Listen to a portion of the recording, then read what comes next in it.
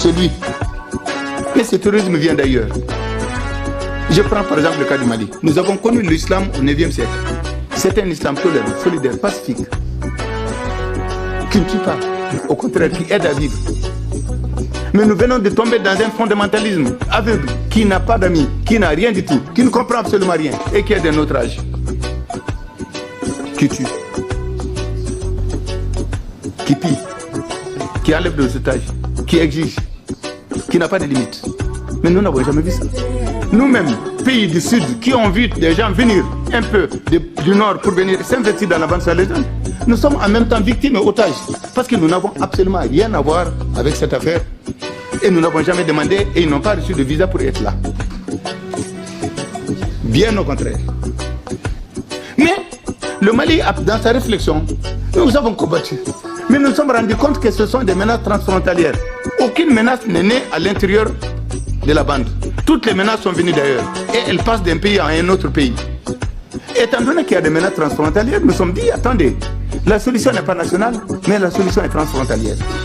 Et je pense que c'est là qu'il faut travailler. Pour ça, depuis 2006, le Mali a demandé l'organisation d'une conférence des États riverains au niveau sommet chef d'État pour dégager une vision et pour dégager une stratégie et pour combattre ensemble. Nous n'allons pas nous asseoir à dire à chacun non, c'est toi, c'est vous qui êtes responsable. Non, c'est vous qui êtes responsable. J'ai dit non, nous sommes tous responsables. Parce que ces gens, nous ne les connaissons pas. Ils sont venus d'ailleurs, nous ne les avons pas demandé. Et s'ils partent demain, ça nous fera plaisir. Parce qu'ils sont venus perturber notre économie, perturber notre tourisme, perturber nos images. Nous n'avons absolument rien à voir avec eux. Heureusement que l'impact intégriste n'a pas porté fruit sur nos populations. Mais le banditisme qu'ils ont importé, ça oui, parce qu'il y a un gain facile dans toute cette bande de combien de kilomètres. Alors, nous avons demandé la réunion du chef d'État que je n'ai pas pu obtenir. Parce que les autres, et certains avaient une autre lecture différente de la mienne. Mais, à la limite, et avec les difficultés qui s'accentuent, et des forces terroristes qui se renforcent, les gens ont fini par comprendre, excusez-moi, et ils se sont mis d'accord qu'il fallait cette conférence. Mais avant la conférence, grâce au talent de mon ministre des Affaires étrangères, que je viens de nommer, a décidé avec moi de bâtir une stratégie. Allons-y voir les autres et mettons les conclusions de la conférence sans que la conférence ait lieu. C'est ainsi que nous avons dégagé une vision commune par les ministres des Affaires étrangères qui se sont réunis. C'est ainsi que nous nous sommes portés à Alger. Nous avons rencontré nos partenaires. C'est ainsi que nous avons mis un état-major, un comité des chefs d'état-major, un état-major intégré, nos 4 armées, Mauritanie, Mali, Niger et Algérie, que nous avons mis à Tamaracet. Et cet état-major devait réfléchir, planifier et organiser un combat commun et une bataille commune contre eux pour permettre de les couper des bases logistiques et leur permettre également de ne pas passer d'une frontière à une autre facilement. Mais pour cela, il faut occuper une zone extrêmement grande pour 650 000 km². Et lorsque vous ajoutez les périmètres des autres. Et pour ce qui concerne les frontières, nous avons 2200 km de frontières avec la Mauritanie, 1850 km de frontières avec l'Algérie, 600 km de frontières avec le Niger. Mais nous n'allons pas avoir l'ambition de dire au monde que nous avons une armée pour quadriller tout ça. Les étendues sont énormes. Donc nous avons dit qu'il faut tous ensemble pour que nous puissions maîtriser. Cela est accepté maintenant sur une stratégie a été battue. Il y a moins de 3, 4, 5 mois, si on me demandait quel était le problème, j'ai dit le problème c'était un déficit de coopération sous-régionale. Il se comble, mais nous ne sommes pas rentrés dans la phase active et je pense qu'il vaut mieux qu'on le fasse le plus tôt. Et c'est là extrêmement important pour cette sous-région, depuis maintenant et tout de suite. Alors le Mali, après avoir expérimenté, combattu, perdu 2 hommes, nous avons réfléchi pour déjà dégager une vision nationale. Nous avons dégagé ce qu'on a appelé un programme spécial pour la paix et le développement et de la gouvernance dans les régions nord du Mali. Nous avons pris 2 éléments essentiels parmi d'autres. La première, c'est quoi? Les gens sont là-dedans parce que nous ne sommes pas. Nous ne pouvons pas être partout parce que le terrain est immense. Mais qu'est-ce qu'il faudra-t-il faire alors? Il faut occuper l'espace. il faut remilitariser, sinon militariser la bande sahélo-sahélienne. Avec toutes nos armées, avec tous les moyens. Il faut sécuriser la bande sahélo-sahélienne. Il ne suffit pas de sécuriser son pays seul. Il faut qu'on sécurise tous, nos pays, tous ensemble. Et le deuxième point que le Mali a souhaité, c'est que le terrorisme pousse sur un terrain fertile. C'est le terrain de la pauvreté et la précarité. Tant qu'il y a ce terrain, il est facile de donner une idéologie, il est facile de tromper, il est facile également d'inculquer l'intégrisme chez un homme ou une femme. Donc nous avons décidé de protéger aussi nos populations. Que faire? Il faut répondre aux besoins essentiels des populations. C'est là que nous avons dégagé un programme de développement. Donc notre binôme, c'est sécurité, défense et développement. Développement, c'est quoi? C'est répondre à ce dont les populations ont besoin. Parce que quelle est la technique terroriste? Il vient d'abord avec la barbe et le Coran. Chez nous, ça fait sage. Mais derrière, personne ne le sait. D'autre part, l'une des armes essentielles, c'est d'abord l'humanitaire. Au secours des familles pauvres, au secours du diminué, au secours du malade. Et donc, c'est une approche qui est très populaire et qui va rapidement et qui peut être à la limite même accueillie par les populations qui sont nécessiteuses, pauvres. Et donc c'est ainsi que nous avons décidé le développement. Centre de santé, école communautaire, école nomade avec cantine scolaire, puis à grand diamètre, puis revenus. Et surtout de cadrer et de faire en sorte que les jeunes qui sont nombreux aient une alternative. Un jeune qui est là, il fait l'élevage avec les sécheresses endémiques. Sur 3 ans, nous avons 2 mauvaises saisons de pluie et une moyenne.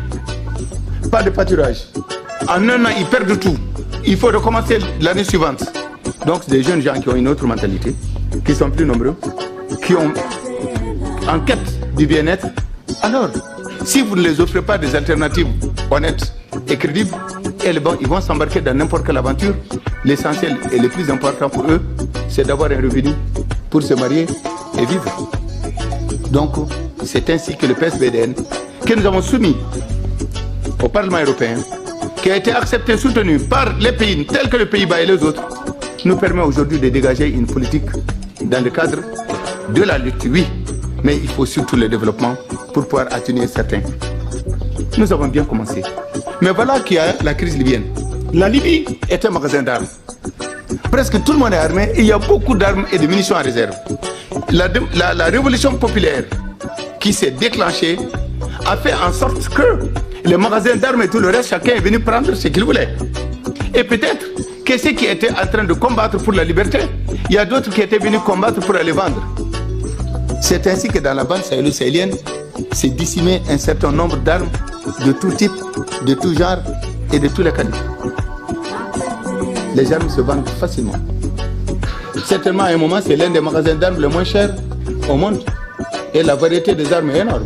Anti-aériennes, pièces d'artillerie. Mais ce n'est pas croyable ce qu'on peut trouver dans cette bande. Et toutes ces armes sont venues renforcer les capacités agressives de toutes les menaces dont je viens de vous parler. Parce que chacune de ces menaces se protège, s'organise. Et maintenant, ils étaient armés. Maintenant, ils sont très armés. Parce que les gens sont venus avec les armes, sont venus avec les munitions et sont venus avec beaucoup de véhicules volés. Et cela a renforcé les capacités de ceux qui étaient déjà là, qui déjà donnaient des peines à nos pays. Mais maintenant, il va falloir se battre pas à pas, parce qu'ils sont bien armés et ils sont bien équipés. Alors, comme si cela ne suffisait pas, nous vivons les effets collatéraux de la guerre de Libye. Je répète que je suis pour le printemps arabe. Mais par contre, il y a un hiver qui se crée chez nous, nettement plus rude que dans le très très grand nord. Et si les autres font printemps pour avoir la démocratie, nous sommes démocrates déjà depuis 20 ans. Mais nous n'avons pas de leçons à recevoir. Mais cependant, nous ne pouvons pas accepter de recommencer. Nous allons recommencer quoi? Mais voilà maintenant que dans l'armée de Kadhafi, il y avait des brigades spéciales très entraînées et c'était les mieux équipés que l'armée libyenne. Parmi ces brigades, il y a une brigade qui était commandée par un de ses fils, Kamis. Cette brigade était composée de la tribu de Kadhafi et de certaines tribus du Nord. et notamment certaines tribus Touareg. Et ces Touareg, une partie se trouve au Niger, en Algérie, en Libye et une partie au Mali aussi. Maintenant, avec la défaite et la débandade, les gens sont partis avec les armes antiaériennes. Des armes individuelles, collectives, lourdes, légères, toutes sortes d'armes et de munitions. Et ces armées sont venues. Il y avait déjà les armes depuis 6 mois. Maintenant, ce sont des armées entières qui sont venues investir la bande sahélo-sahélienne, qui changent complètement les rapports de force, qui font naître de nouvelles ambitions ou bien qui font renaître des anciennes ambitions. Nous avons dit à la communauté internationale, la guerre en Libye, elle est terminée. La Libye est sur un pas démocratique que nous lui souhaitons beaucoup de réussite. Mais cependant, on a ouvert quelque chose de grave. Parce que demain, ça risque d'être nos pays. Les pays riverains du Sahel, qui vont avoir également des guerres, avec toutes ces armées, avec toutes ces armes.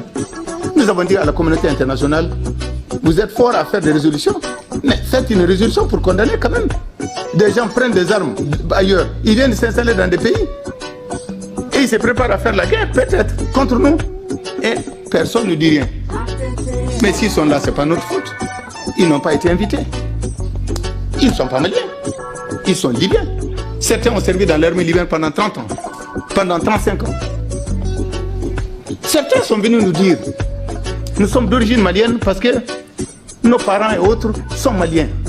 Nous sommes d'origine malienne parce que les tribus auxquelles nous appartiennent sont maliens. Mais nous sommes libyens parce que nous travaillons en Libye. Nous sommes venus chercher l'hospitalité. Nous les avons reçus et installés. Mais d'autres sont venus, nous ont dit clairement que nous voulons changer le monde. J'ai dit dans ce cas, il fallait rester en Libye et participer au changement. Nous, on ne vous a absolument rien demandé. Donc voilà la situation extrêmement sérieuse et grave auquel nous sommes confrontés.